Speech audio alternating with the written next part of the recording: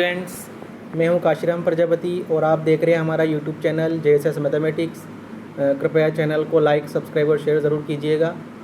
आज से हमने एक नई सीरीज़ स्टार्ट की है, BA, BSc या BCom थर्ड ईयर या सभी जो तृतीय वर्ष के सभी विद्यार्थी हैं उन सभी के लिए ये उपयोगी होने वाला है, क्योंकि ये है आपका foundation course FC foundation course के अंतर्गत digital awareness and cyber security वाला जो आपका पेपर है वो हम यहाँ पर पढ़ेंगे।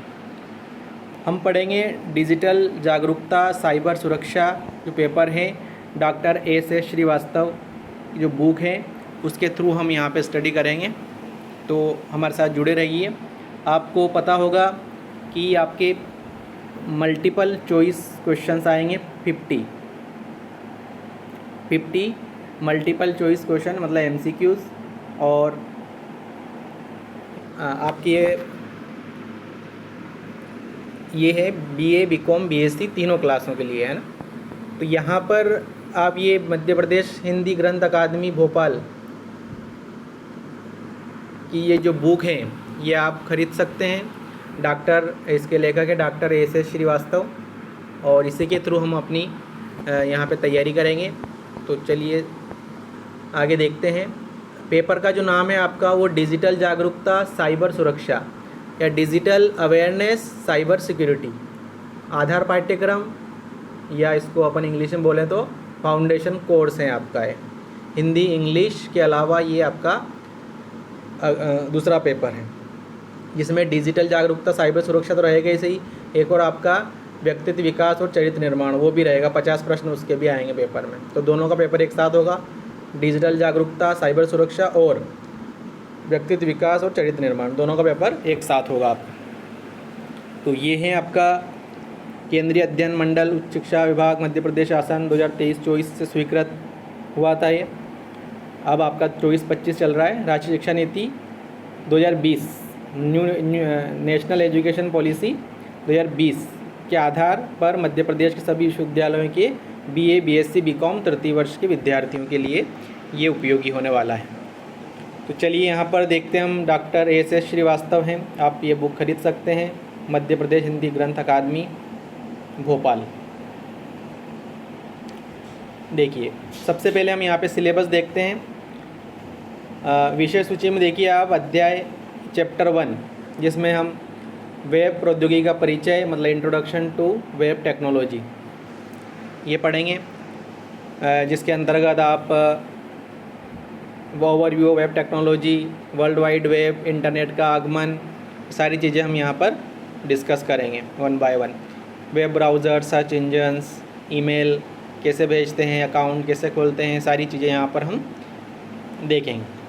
यूनिट 2 में हम देखेंगे डिजिटल भुगतान कैसे करते हैं, ई-कॉमर्स है ना, ई-कॉमर्स जो कंपनीज हैं उनके बारे में हम पढ़ेंगे यहाँ पर। तो ये यूनिट 2 में है आपका डिजिटल भुगतान और ई-कॉमर्स, डिजिटल पेमेंट्स एंड ई-कॉमर्स। फिर आपका यूनिट 3 में रहेगा ई-गवर्नेंस रहेगा। यूनिट 3 में रहेगा आपका ई-गवर्नेंस सेवा है ना, जिसमें रेलवे रिजर्वेशन, पासपोर्ट, ई-हॉस्पिटल, उमंग ऐप, सारी चीज़ें यहाँ पर हम डिस्कस करेंगे। डिजी लॉकर, ये आपका ABCID जो बनी होगी वो डिजी लॉकर में ही बनती है आपकी ABCID, तो आपने डॉक्यूमेंट्स को वहाँ सुरक्षित रख सकते हैं आप, तो उसके बारे में पढ़ेंगे हम। आपको यहाँ पर जो है आधारभूत ज्ञान कंप्यूटर का होना चाहिए है ना, और ये यहाँ पर बेसिक्स हम यहाँ पे पढ़ेंगे कंप्यूटर के बारे में। यूनिट 4 हो गई। यूनिट 4 में हम साइबर सुरक्षा का परिचय, इंट्रोडक्शन टू साइबर सिक्योरिटी, और यूनिट 5 में पढ़ेंगे हम सोशल मीडिया अवलोकन और सुरक्षा, social media overview and society, ये आपका यूनिट 5 रहेगा। तो यहाँ पर हमने आपको बताया कि आपका जो पेपर है digital awareness and cyber security, जिसमें 50 प्रश्न आपके रहेंगे ऑब्जेक्टिव टाइप बहुविकल्पी प्रश्न है ना। आपके एक OMR शीट आएगी, उसमें आपको गोले काले करने रहेंगे। तो यहाँ पर जो है आपका फाउंडेशन कोर्स का जो पेपर है ये स्टार्ट करते हैं। देखिए थोड़ा सा हम यहाँ पर चैप्टर 1 में देखते हैं, वेब प्रौद्योगिकी का परिचय, इंट्रोडक्शन टू वेब टेक्नोलॉजी, है ना। वेब प्रौद्योगिकी का अवलोकन हम यहाँ देखते हैं कि वेब प्रौद्योगिकी उन विभिन्न उपकरणों और तकनीकों को संदर्भित करती हैं जिनका उपयोग इंटरनेट पर, मतलब डायरेक्ट कनेक्शन क्या है, इंटरनेट, है ना, पर विभिन्न प्रकार के उपकरणों के मध्य संचार की प्रक्रिया में किया जाता है। जैसे आपको पता, वेब ब्राउज़र है, सर्च इंजन्स हैं, ये सारे क्या है, वेब विकास है, वेब डिज़ाइन है, ई कॉमर्स है, ये सारी प्रक्रियाएं इसमें शामिल होती हैं। तो देखिए वेब प्रौद्योगिकी एक शब्द है जिसका उपयोग, यहाँ मतलब समझ रहे हैं हम इसका, उन सभी विभिन्न चीज़ों का वर्णन करने के लिए किया जाता है जिनका उपयोग लोग वेबसाइट और वेब आधारित एप्लीकेशन बनाने के लिए करते हैं। वेब आधारित एप्लीकेशंस जितने भी हों सारे किसके अंतर्गत आएंगे, आपके वेब टेक्नोलॉजी के अंतर्गत, जितने सारे ऐप रहेंगे अपने। इसमें इंटरनेट पर वेब ऐप्स बनाने और चलाने के लिए आवश्यक सॉफ्टवेयर और हार्डवेयर उपकरण, प्रोग्रामिंग भाषाएं और मानक सम्मिलित हैं। वह सारी चीज़ें जो इंटरनेट पर होती है वो सारी चीज़ें किसके अंतर्गत आएगी, वेब टेक्नोलॉजी के अंतर्गत। वेब प्रौद्योगिकी में वेब डिज़ाइन, वेब विकास, web server, web browsers, ecommerce और सामग्री प्रबंधन प्रणाली सहित कई क्षेत्र शामिल होते हैं। तो यहाँ पर आपको समझ में आया होगा कि वेब टेक्नोलॉजी क्या होता है। अब देखिए वेब प्रौद्योगिकी का लक्ष्य वेब आधारित अनुप्रयोगों को लोगों के उपयोग के लिए बेहतर, तेज़ और अधिक मनोरंजक बनाना है। जैसे अपने क्या होता है कि सॉफ्टवेयर रहता है, सॉफ्टवेयर भी अपडेट होते हैं। जैसे सॉफ्टवेयर आप मोबाइल में आता है कि सॉफ्टवेयर आपका अपडेट कीजिए, तो उसमें और अधिक फीचर्स आ जाते हैं। तो वही है यहाँ पर कि वेब प्रौद्योगिकी का लक्ष्य वेब आधारित अनुप्रयोगों को लोगों के लिए उपयोग के लिए बेहतर, तेज़ और अधिक मनोरंजक बनाना है। यह हमेशा बदलता और सुधरता रहता है। ये भी आपको बताया मैंने कि सॉफ्टवेयर भी आते हैं, सॉफ्टवेयर अपने को अपडेट करना रहते हैं तो उसमें और अधिक फीचर्स आ जाते हैं। तो ये हमेशा बदलता रहता है और सुधरता रहता है। इसलिए हम इंटरनेट और इसके द्वारा प्रदान की जाने वाली सभी बेहतरीन चीज़ों का अधिकतम लाभ उठा सकते हैं। तो ये वेब टेक्नोलॉजी मतलब जिसमें इंटरनेट का उपयोग सबसे इम्पोर्टेंट है। इंटरनेट का उपयोग, इंटरनेट ही वेब टेक्नोलॉजी के अंतर्गत आएगा, जिसमें हम web browser, search engines, web विकास, वेब डिज़ाइन, ई कॉमर्स सारी प्रक्रिया हम ऑनलाइन कर सकते हैं वेब टेक्नोलॉजी के माध्यम से। तो यहाँ पर हम देखते हैं कि वेब टेक्नोलॉजी का इतिहास देख लेते हैं। आपको पता है कि आपके क्वेश्चन आपको लिखना नहीं है, आपके ऑब्जेक्टिव टाइप क्वेश्चन आएंगे, मतलब MCQs आएंगे, मल्टीपल चॉइस क्वेश्चंस या बहुविकल्पी प्रश्न। तो उनमें आपको अच्छे से इसको डिटेल में पढ़ना है, तभी आप वहाँ पे ऑब्जेक्टिव क्वेश्चन कर पाएंगे, है ना। वेब टेक्नोलॉजी या वेब प्रौद्योगिकी का इतिहास तो 1960 के दशक में USA मतलब संयुक्त राज्य अमेरिका के रक्षा विभाग ने ARPANET, सबसे पहले क्या आया था, ARPANET नामक एक संस्था बनाई। इससे संगठनों को जानकारी साझा करने में मदद मिली। फिर आगे देखते हैं कि फिर 1989 में CERN में कंप्यूटर के साथ काम करने वाले टिम बर्नर्स-ली, ये इम्पोर्टेंट क्वेश्चन बन जाता है आपका। टिम बर्नर्स-ली जो है, इन्होंने किसका विकास किया था, तो इनने वर्ल्ड वाइड वेब, आपने पढ़ा होगा WWW या वर्ल्ड वाइड वेब, तो इनका विकास किसने किया था, टिम बर्नर्स-ली, और पहला वेब ब्राउज़र था। आगे हम वेब ब्राउज़र्स के बारे में पढ़ेंगे, सर्च इंजन्स के बारे में पढ़ेंगे, जिस इंपॉर्टेंट क्वेश्चन है, ई कॉमर्स के बारे में पढ़ेंगे, जहाँ से क्वेश्चन बन जाते हैं आपके। तो यहाँ पर जो है आपका टिम बर्नर्स-ली को एक विचार आया, वह हाइपर टेक्स्ट दस्तावेजों की एक ऐसी प्रणाली बनाना चाहते थे जिसे लोग ऑनलाइन एक्सेस कर सकें, है ना। यह विचार क्या कहलाया, वर्ल्ड वाइड वेब या WWW। तो यहाँ पे एक क्वेश्चन बन सकता है कि टिम बर्नर्स-ली ने 1991 में पहला वेब ब्राउज़र बनाया जिसका नाम क्या था, WWW या वर्ल्ड वाइड वेब। तो एक क्वेश्चन बन सकता है कि WWW का आविष्कारक कौन है, तो टिम बर्नर्स-ली, कब किया, 1991 में। तो ये इससे क्वेश्चन आपके बन सकते हैं। इससे पहला वेब सर्वर सामने आया 1990 के दशक के मध्य में। लोगों ने वेब ब्राउज़र्स का अधिक उपयोग करना शुरू कर दिया। ऐसा इसलिए था क्योंकि वे अधिक उपयोगकर्ता अनुकूल बन गए।